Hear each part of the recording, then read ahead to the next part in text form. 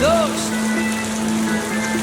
звонкой пеленой наполнил небо майский дождь.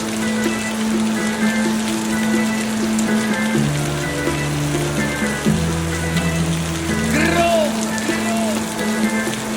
прогремел по крышам, распугался кошек гром. И я открыл окно, и веселый ветер разметал все на столе.